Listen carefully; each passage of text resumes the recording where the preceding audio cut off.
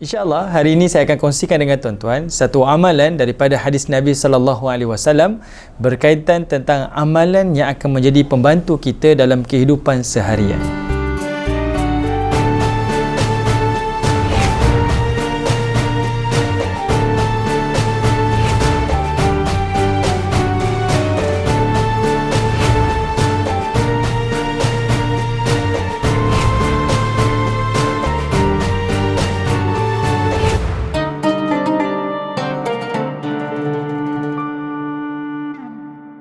Alhamdulillah, terima kasih kepada tuan-tuan yang setia bersama dengan saya dalam slot satu hari satu sunnah. Untuk hari ini saya suka untuk berkongsi tentang satu amalan yang bakal menjadi pembantu kita dalam kehidupan seharian. Yang ini tuan-tuan, hadis yang diriwayatkan oleh Ali bin Abi Talib. Ceritanya macam ni tuan-tuan. Iaitu Ali beritahu, dia sampaikan satu cerita yang mana isterinya yang bernama Fatimah binti Muhammad mengadu kesusahannya pada Nabi SAW disebabkan Fatimah ni kerjanya mengambil air daripada perigi, dia menguli tepung, dia uruskan rumah tangga sampai pecah-pecah tangannya. Jadi dia mengharapkanlah mungkin ada seorang khadam ataupun membantu di dalam rumah tangga dia. Jadi dia nak minta bantuan ni, dia pergilah ke rumah Nabi SAW, rumah ayahnya, untuk meminta pertolongan. Sampailah Fatimah di rumah Nabi SAW, tengok-tengok Nabi tak ada. Nabi di luar rumah, maknanya mungkin ada urusan kerja, urusan negara, urusan peperangan dan sebagainya. Yang ada ketika itu adalah isteri baginda, iaitu Aisyah. Jadi Fatimah pun mengadu pada Aisyah, wahai Aisyah, ibuku, bagi tahu pada ayahku Nabi SAW, aku perlukan seorang pembantu, khadam, sebab aku berada dalam kesusahan, kepenatan hari-hari uruskan rumah tangga. Jadi kata Aisyah, tak apa wahai anakku, pulang. Nanti ayah kamu pulang, nanti saya beritahukan apa yang kamu hajatkan kepada beliau. Jadinya tuan-tuan, nak dipendekkan cerita, Nabi SAW pulang ke rumah dan Aisyah pun beritahu apa hajat Fatimah datang ke rumahnya pada pagi tadi. Bila diceritakan, Nabi SAW terus keluar daripada rumah baginda, terus menuju ke rumah Fatimah dan juga rumah Ali. Pada waktu malam, kalau ikut hadis ini, Ali kata Nabi datang di rumah mereka pada waktu malam, di saat mereka nak tidur dah.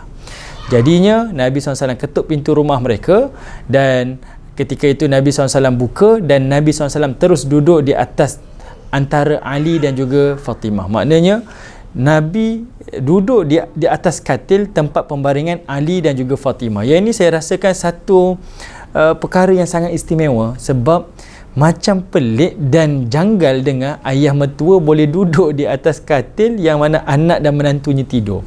Nak tunjukkan betapa akrabnya Nabi dengan anak menantu dia. Maknanya dari sudut keharmonian, kasih sayang, dia punya bonding antara keluarga tu sangat kuat sampai Nabi boleh duduk. Dan Ali tak rasa itu perkara yang janggal. Tuan-tuan boleh bayangkan macam mana hebatnya rumah tangga Nabi SAW. Sedangkan kita tahu Nabi duduk di rumah yang bukanlah mewah, bukanlah gah ataupun hebat, hanya rumah yang sederhana, bahkan boleh kata mungkin rumah yang agak miskin, tetapi kasih sayang yang sangat meluas di antara mereka.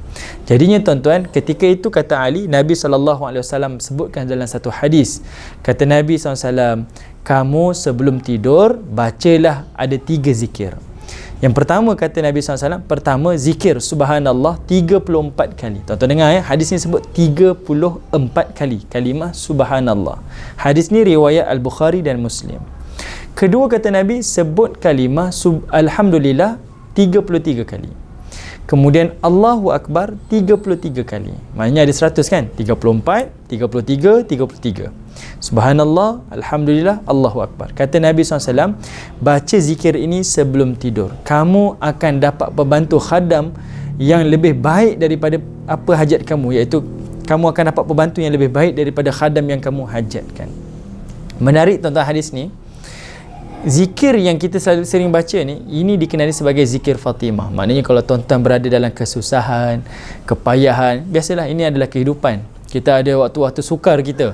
Tuan-tuan jangan tinggalkan sebelum tidur, bacalah zikir yang diajarkan Nabi ni. InsyaAllah bangun tidur esok, Nabi jamin daripada hadis ini, iaitu Allah Ta'ala akan mudahkan. Seolah-olahnya ada pembantu yang akan membantu kita menguruskan hidupan kita sehari-hari.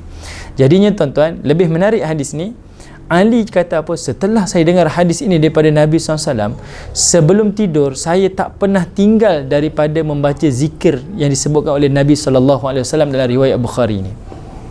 Dan sahabat-sahabat Ali kata, wahai Ali, apakah dalam perang Siffin pun kamu tetap membaca zikir-zikir ini sebelum tidur? Kata Ali bin Abi Talib, ya, sampaikan pada malam peperangan Siffin pun saya tak pernah tinggalkan zikir ini pada malam tersebut. Dalam perang Siffin, tuan-tuan, itu peperangan yang mana Ali menjadi salah seorang daripada panglima-panglima perang Islam. Okey, jadi peperangan yang sangat sukar, dalam keadaan kesusahan pun Ali tetap mengamalkan sunnah Nabi SAW.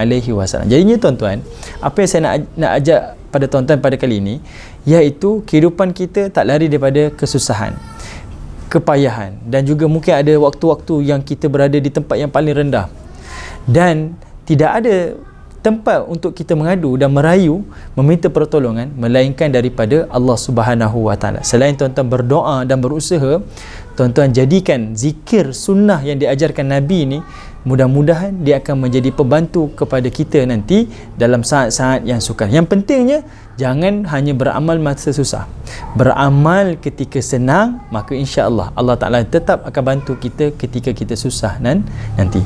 Apapun tuan-tuan setia dengan saya akan kongsikan lagi satu amalan sunnah Nabi SAW berkaitan tentang lagi satu amalan yang akan memudahkan urusan kita. Okey? Baik, apapun, terima kasih bersama dengan saya dalam slot satu hari satu sunnah. InsyaAllah berjumpa lagi pada waktu yang lain. Assalamualaikum warahmatullahi wabarakatuh. Bersama dengan saya, Ustaz Aizuddin Kamaruzaman dalam slot satu hari satu sunnah di Al-Hikmah TV. Jangan lupa untuk terus subscribe di YouTube channel Al-Hikmah TV untuk dapatkan informasi-informasi menarik berkaitan tentang sunnah-sunnah Nabi SAW yang boleh kita lakukan dalam kehidupan seharian kita. InsyaAllah.